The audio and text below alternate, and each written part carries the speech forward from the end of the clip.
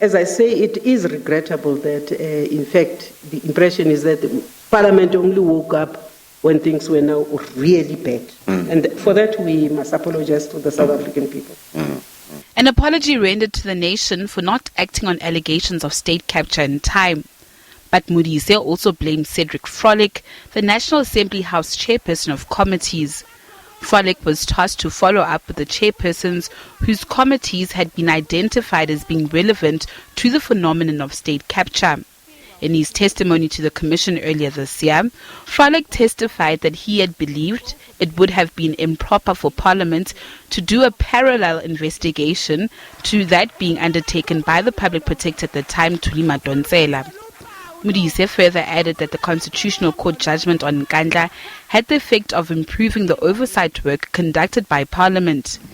In March 2016, the Constitutional Court made a ruling that Parliament was in breach of its constitutional mandate by not acting on the then Public Protector's report on the non-security upgrades at former President Jacob Zuma's Nkandla home. The Speaker at the time was of the view that the Public Protector's recommendations were not binding. That decision of the court has actually empowered Parliament to begin to do things properly, to respect the space of the Chapter 9 institutions, to respect the courts, but also to insist that it understands its mandate better and must execute. Earlier, a visibly agitated Zondo spoke on the break-in at the Commission's offices over the weekend, where several pieces of equipment were stolen. He says in another incident he got a report that a bullet was found in the offices of the Commission. Zondo says that this will not deter the work of the Commission and has called on law enforcement agencies to act. I certainly will not be intimidated by anybody into not finishing this work in the way it should be finished. We are determined to do what we are required to do and to do it properly up to the end.